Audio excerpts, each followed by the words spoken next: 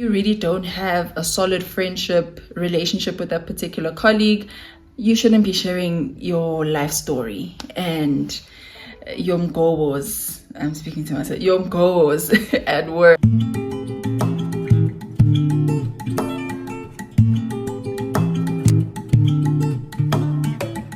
Hey guys, my name is Bahle Dlamini and welcome to my channel. If you're new to the channel, you're so very welcome, and if you're a returning subscriber, thank you so much for coming back. Don't forget to tell a friend that Bahle has a channel. Don't forget to like, comment and subscribe and share the channel. Today we're back with another sit down episode, and I wanted to chat to you guys about the 5 habits that could potentially block your progress at work. So let me know in the comment section which one stands out for you, but let's get into the video. So I'm going to be calling these bad habits. So the first bad habit is not responding to your emails. So when it comes to emails, there is email etiquette, but you don't have to respond immediately after somebody sends you an email. And that's not a good thing because you probably haven't applied all the thought that you need to add onto that email. So you don't have to respond immediately, but you have to make sure that you respond and get back to the people that you'd promised that you'd get back to.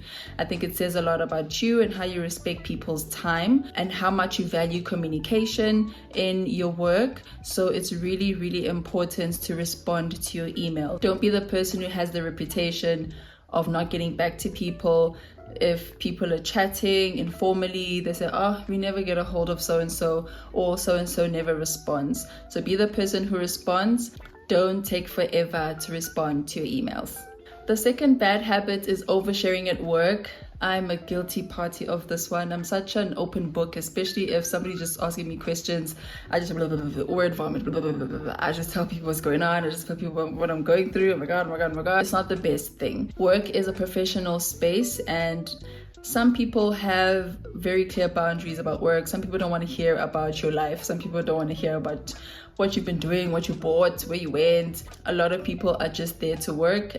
I know that you spend a lot of time at work and you create a lot of good relationships with people, but if you really don't have a solid friendship relationship with that particular colleague, you shouldn't be sharing your life story and your goals. I'm speaking to myself. Your goals at work, like that is not the place. So make sure that you create clear boundaries. It's nice to just share little highlights of things that you're doing, but you don't have to go into the detail of your divorce with somebody random at the office. So it really is important to be careful with that, create the necessary boundaries, and also creates a bit of discomfort with certain people. So if you really don't have that solid friendship or relationship with a particular colleague, I would recommend that you don't share your personal information at work, especially if it's unsolicited. If you're having a conversation and somebody you can see they're also opening up and you also want to open up and you create that environment of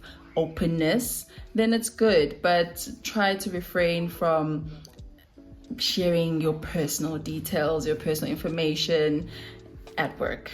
The third bad habit is joining meetings late, and I don't think I need to say a lot about this. It's quite self-explanatory.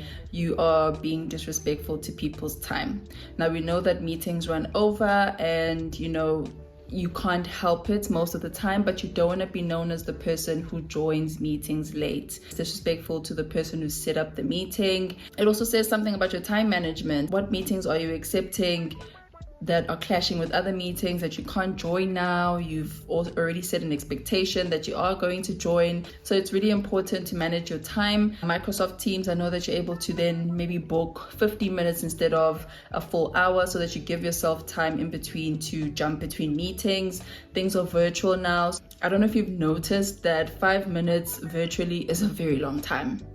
It's not like having to walk to the other side of the office. So if you're waiting for 5 minutes before a meeting starts, that's quite a significant amount of time. You're actually quite sitting. There is a video, I don't know if I could find it, I really hope I can find it, where somebody was showing how long 5 minutes feels when you're working from home or virtually. So please do respect people's time, join meetings on time, and don't be the person who joins meetings late.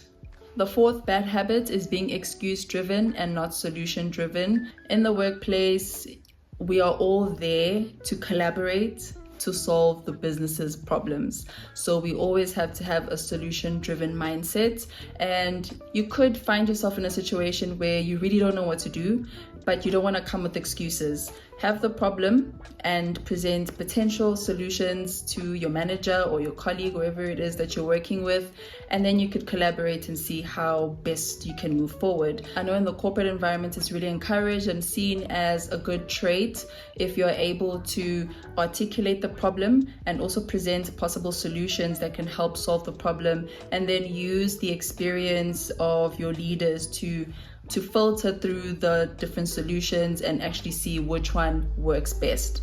So that's a really, really important factor. So please don't be excuse driven. Don't be the person that says, oh no, we can't do that. But have you tried something? Don't be the person who's like, oh, we have this thing, like, oh no, we can't do that. It's not possible. But you've never done the research, you've never called anybody, you've never checked. You're just trying to get things away. Like, no, we don't do this. We don't do it. I don't know how to do it. It's never been done before, so we're not going to do it. That is not a solution. Come up with solutions, and it's a good way to get noticed as well. The fifth and last bad habit that I have for today's video is saying yes to everything but not having the capacity or time to deliver. It has good intention. You have the good intention that you want to do this. Maybe you want to try it, you've never done it before, or you have the expertise and the experience and you know you can do it. But if you don't have the capacity, it sort of turns out to be a bad look on you because you end up being the person who doesn't deliver.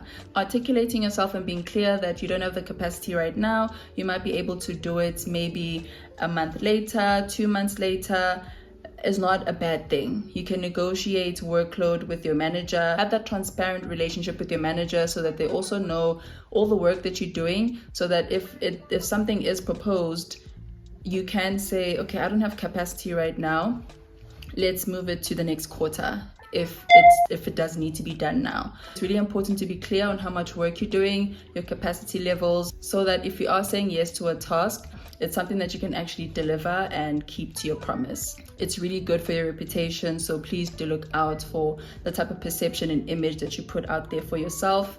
Like I said in the beginning, the intentions are pure, the intentions are good, but if you're not able to deliver, it is a bad look for you and also a bad look for your manager because they've put it out there that so-and-so has raised their hand, they will do it, but it hasn't been delivered, which is not the greatest experience. So please do look out for that. So those are my 5 habits that I really do think can block your progress at work. Some of them have really good intentions. Some of them you just really have to work on your time management and respecting other people's time and making sure that you don't slip up and create a bad image for yourself. But let me know what you guys think about these. Which ones stand out for you? Which ones do you agree with? Which ones do you disagree with? I'll really be interested in getting to know that. But thank you so much for watching. I really hope that you enjoyed it. Let's interact in the comment section, and I will definitely see you guys in the next video.